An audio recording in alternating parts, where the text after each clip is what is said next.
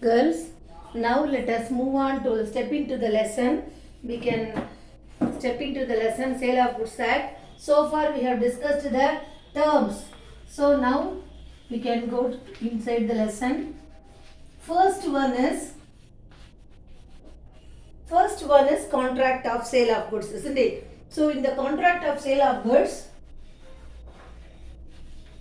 contract of sale of goods. So what we are doing? The seller, the particular seller, the seller of goods, the seller of goods is transferring or agrees to transfer the property. See, he agrees to transfer the property. What he is doing, what he is transferring, transfer the ownership. What he is transferring? Transferring the ownership. See here, you can define this. The seller is agrees to transfer the ownership to a buyer. To whom he is going to transfer the ownership? To a buyer. So, a seller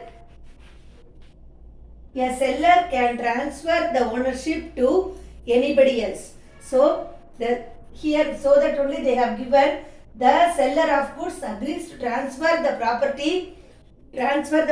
What they are transferring? Transferring the ownership. Already we have discussed about the laptop, while X and Y, X is going to sell the laptop to Y, isn't it? So in this case, X is giving his ownership to Y.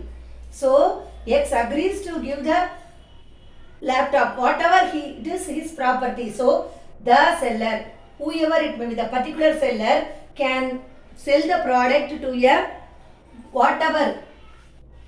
whoever it may be, he can sell the product to whoever it may be, to a buyer. For what? For a price. For a price he must sell the product. Next one is transfer of ownership. Next they have given the point is transfer of ownership. Transfer is not immediately, we are not going to transfer the ownership, isn't it? So the physical transfer of ownership and transfer of physical possession is different, isn't it? Now let us discuss that. Next point is transfer of ownership. Transfer of ownership means what? We are transferring the bundle of rights to the seller, to the buyer. We are transferring the rights to the buyer. Transfer of possession means what? See, I am having this chalk piece, or I am having my pen. Just I am going to hand over my pen to her.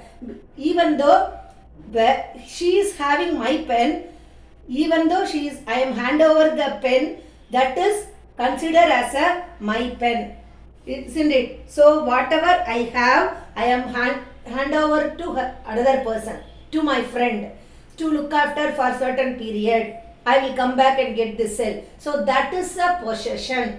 Then next one is mere possession of goods is not a ownership. Just I am getting the possession, isn't it? So I am going to give to my friend to look after this cell or any other. I am giving my car key to my friend. So just she is going to holding the key.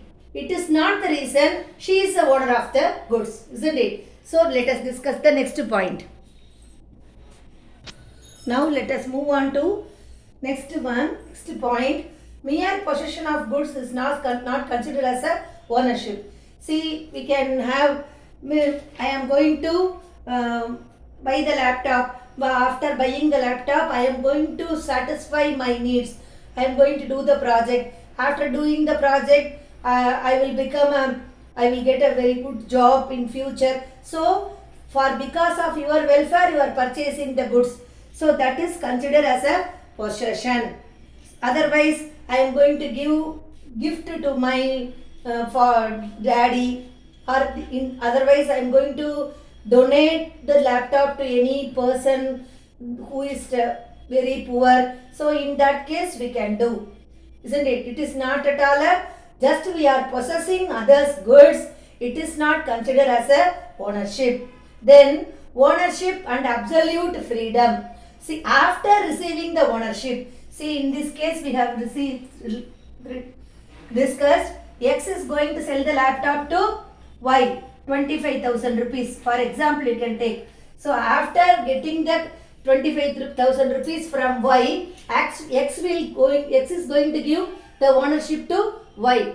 So the absolute freedom, Y is having the absolute freedom, isn't it? So in this case, whatever he can do as his own. So to dispose the asset in any way, he can dispose the asset in any way because it is his property. Then in terms how we will tell means rights in rem. We can tell this as a rights in rem. Otherwise we call it as a right against the whole world. Whatever I wish I can do. Rights against the whole world. Against the whole world. That is a absolute freedom. Then let us move on to essential of contract of sale. Essential points. Essentials of contract. First one is two parties. Already we have discussed in the Contract Act also, offer and offerer and acceptor. In the Sale of Goods Act also, we have two parties, that is a buyer and the seller. And then two different person. They must be a two different person. Buyer must be different person and seller must be the two different person. And you can think buying of own goods is not a sale. In which situation? For example, your daddy is keeping a laptop shop. See, your daddy is the owner of a laptop shop. What you will do? So you are going to get the laptop from your daddy's shops.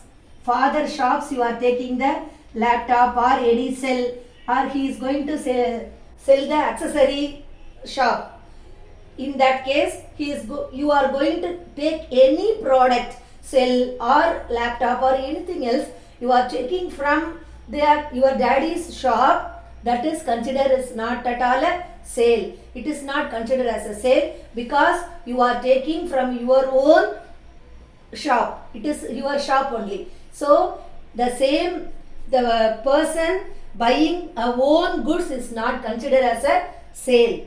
And next one is another one situation also we can see partnership firm. See, in the partnership firm, when they will dissolution of the firm. Dissolution of the firm means the firm is going to end. They are going to come to an end. In that case, all the property, they will transfer all the property. That is not considered as a sale. They will take all the property, isn't it? So the partnership of the dissolution of the partnership firm members, they are called as a joint owners. So that it is not considered as a sale. It is not at all a sale. Because they are taking their own property. They have the rights to have their property, isn't it? Because the partnership firm is not different from the partners. The both are same. In this case, partnership firm, those who are dissolution of the partnership firm. When the dissolution of the partnership firm, they are going to take their asset. At that time, they are taking their own product. It is not considered as a sale. And only one exception is there. Goods sold in execution in degree. For example, execution in degree. Can take for example, I will tell you an example and explain this point. Only one exceptions are there. In that case, for example, goods sold in execution degree. I have told now. So under this, if you have pledged any goods or any jewel in the bank, or they are giving the proper notice, they will give you the proper notice. After the proper notice, the goods will go to the auction sale. Auction sale. Auction sale means you know very well, isn't it? It will go to the auction sale. What you will do? At that time, after the goods was in the auction sale, in this time, what you can do, if you have money, you are getting money, isn't it? So at that time you can buy the product, you can buy your goods. This is a exception. So you are pledging any goods, any jewel or anything else, any property. After pledging, after the due date was over, they are giving the notice to you. So it is going to the, I am going to send this goods to the auction sale. After the auction sale, at the time of auction sale, the person who is the owner of the goods can buy the goods, can get the goods from him. That is the only exception. Then let us move on to transfer of property. Next point is transfer of property. Transfer of ownership. When the transfer of ownership will transfer, the seller must transfer the goods, give the ownership to the buyer. At the time only we can constitute the sale. And mere possession is not considered as a sale. Already I have explained to you what is meant by possession. Just whatever I have, just I am going to hand over to you. Even though the goods is with you, that is the owner of the goods is, it is my goods, just you are having. You are possessing my goods. That is called others' goods we are having. That is called possession. So mere the possession of the goods is not considered as a sale. Already we have discussed about the goods. Goods we are going to deal with the subject matter is the goods, isn't it? So we are going to deal about Sale of Goods Act. So subject matter is the goods. What are all the goods excluded of goods? Which excludes goods, money and also actionable claim, immovable property. Already I have explained to you about this.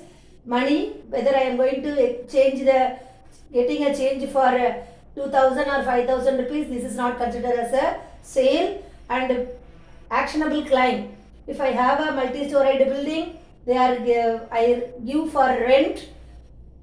For that, the person is not going to give rent to me. For example, I am telling,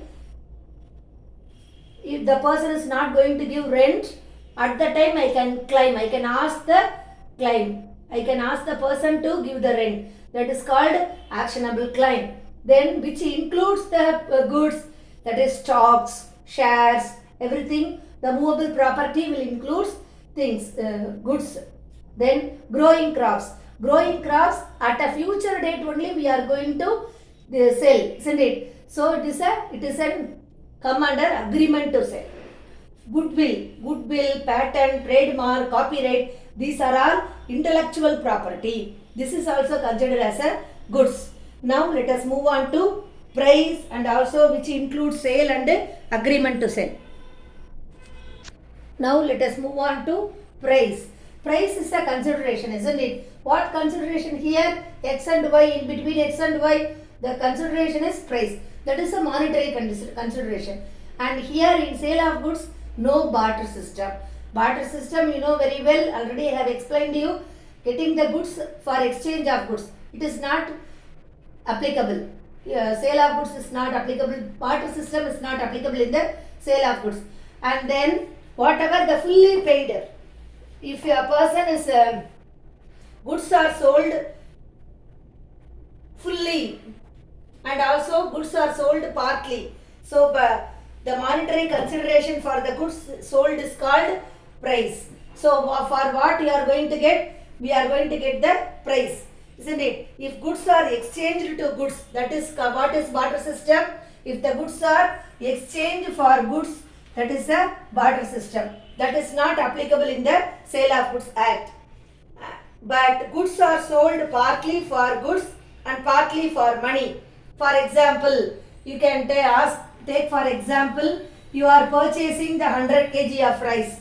For that 50 kg alone you are going to give the cash. For remaining 50 kg you are going to give wheat. So in that case the Sale of Goods Act is applicable. Then let us move on to what includes sale and agreement to sale. Now let us see what includes sale and agreement to sale. What is the term? Contract of sale includes sale and also agreement to sell. If the property of the goods is transferred immediately to the buyer is called sale. What is that? Immediately the ownership is transferred, that is called sale. What is agreement to sale? It is transfer of property. It takes place when that ownership takes place at a future date, that is called agreement to sell. So future date or any fulfillment of certain conditions. Future date or fulfillment of any condition. After fulfilling the condition, we can take the goods, we can get the delivery. Delivery of goods means we are giving the goods. Delivery of goods will be happen. That is called agreement to sell. So this is how we have completed. Just we can know the essential elements. In the next video, we will be learning about what is the difference between the sale and agreement to sale, and we will dwell deeper into the concept. Thank you, girls.